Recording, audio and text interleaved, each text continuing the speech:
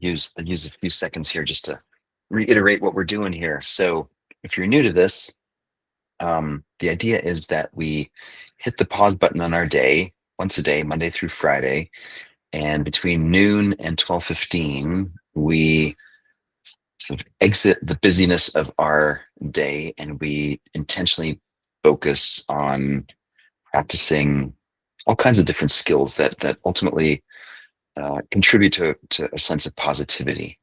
So it could be mindfulness, it could be attention training, gratitude, compassion, whatever it might be. Today's theme is patience, and I'll get into it in a second. But just remember that the idea is just to, we are what we repeatedly do, and so if we flex these muscles repeatedly, it just gets easier and easier as we do more of it.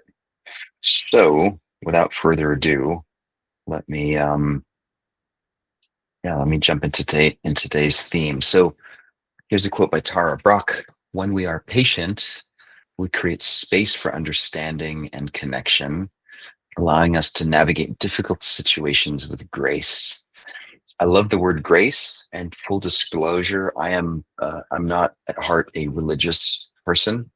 Um, but the idea of grace is something that really resonates for me.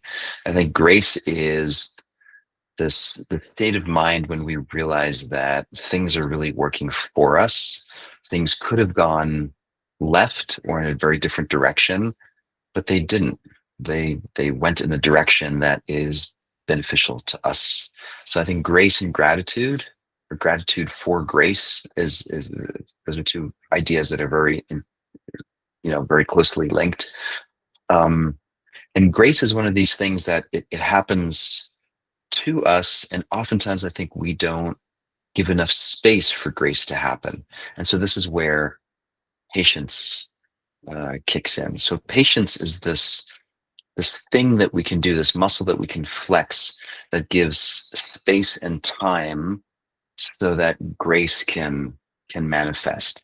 So, for example, when we're patient, um, it allows us to find what I would call like favorable conditions or time for difficult conversations. Right? When a conversation is difficult and we feel hurried and rushed, it's most likely not going to end well. But if we can flex our capacity for patience, then we can invite grace into this space and say, yeah, I got this. I can listen to you even though I disagree with you, or even though what you're saying is feels activating for me. I can be patient. I can just make space for you to have your turn, and I trust I'll have my turn in a moment. So it helps us stay calm and grounded during that conversation. Against this patience to me is this sense of spaciousness. Like I don't need to rush through this. I can wait. I can stay calm and grounded. And that, of course, fosters a sense of empathy and compassion for others. When we're connected with patience, we can trust that others can have their experiences. I don't need to rush through that. It may take them a while to express or come to terms with what they're experiencing. I'm okay. I'm calm. I'm grounded. Um, and then patience also allows us to connect with our own needs, right? So we can say, yeah, this person's expressing, they're having their experience. I can make space for that. And I trust that eventually I can be patient because I know that there'll be time when I get to express and I get to have my experience and share that with them. And ultimately, there's a real practicality to it. Just patience prevents us from doing or saying things that afterwards we sit there and we kick ourselves and we say, "Oh gosh, I can't believe I fell for that, or I can't believe I took the bait," or whatever it might be. So patience is the superpower of just saying, "I got time, I got space, I'm okay, I can let things unfold. There's no rush." So let's spend some time connecting with patience today. So close your eyes.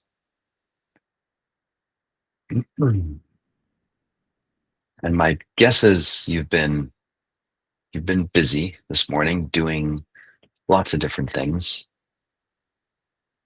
And you probably have lots of different things coming your way this afternoon as well.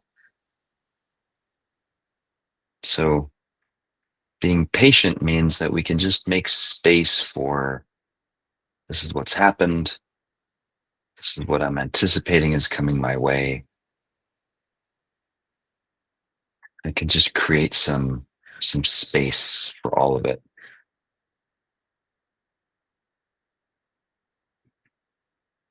So resolutions of things that have happened in the past, things will resolve with time.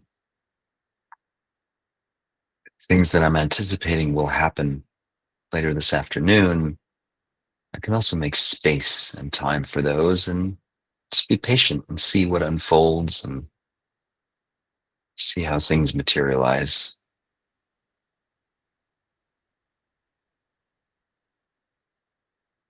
And that means that right here, right now,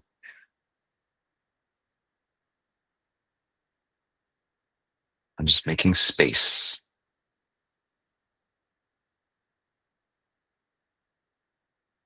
allowing things to be, not feeling rushed, just being patient.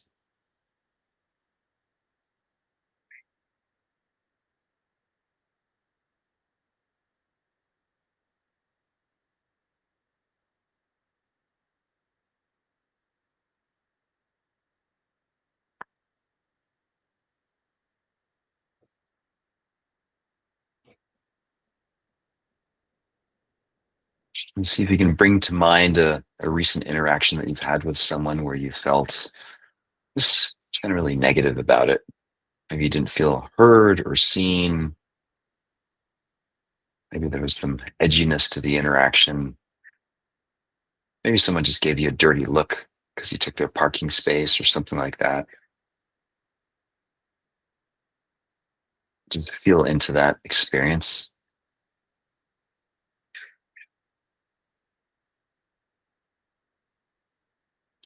and notice how there's probably a kind of speediness. There's a leaning into I want this to resolve. I want to feel better and I need this to be different than it is. And I want that to be different now. Like the sooner the better. There's usually a negativity usually involves some degree of sort of a kind of discomfort. I want a resolution now because I don't like the way this feels. And so imagine yourself in that same situation, but you're flexing your capacity for patience. So that means you're just going to wait and see how things transpire. Just slow down, calm yourself down, and allow things to unfold and realize that you don't need to feed into it. You don't actually need a solution or an answer right now. You can just make space and just wait patiently and see what happens next.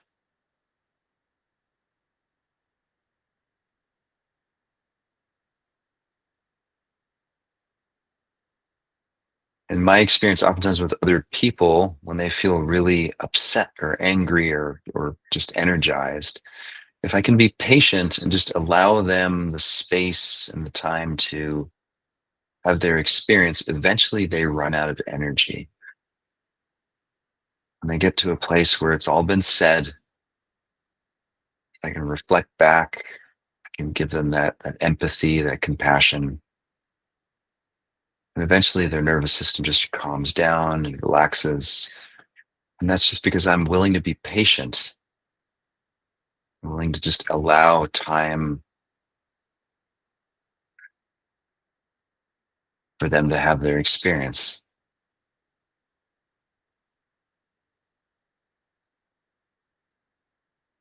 And the cool thing is, at that point, they're much, much more likely to be able to hear me and actually receive what I have to say about it.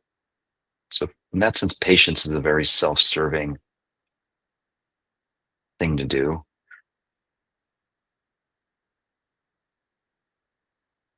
It's not necessarily why we do it, just it's a beneficial sort of effective patience.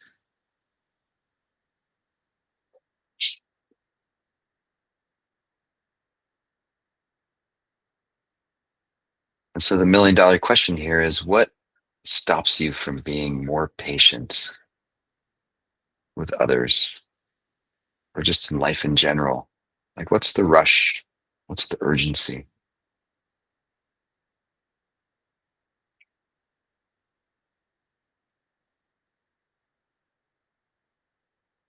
Like people that drive their cars really fast. If you actually take a step back and do the math, you realize that, gosh, if you drive that fast and that recklessly, yeah, you might get to the destination that we're both headed for 2 or maybe 3 minutes earlier. Is that really worth it? And so the same with patience here. It's this capacity to just make time, space, just allow things to unfold with calmness and groundedness.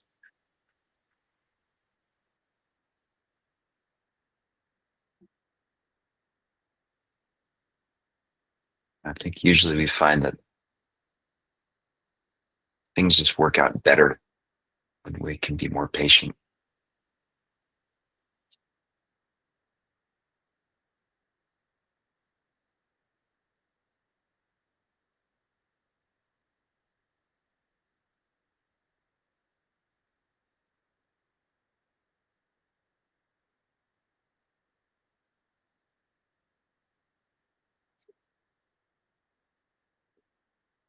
And take a deep breath in through the nose,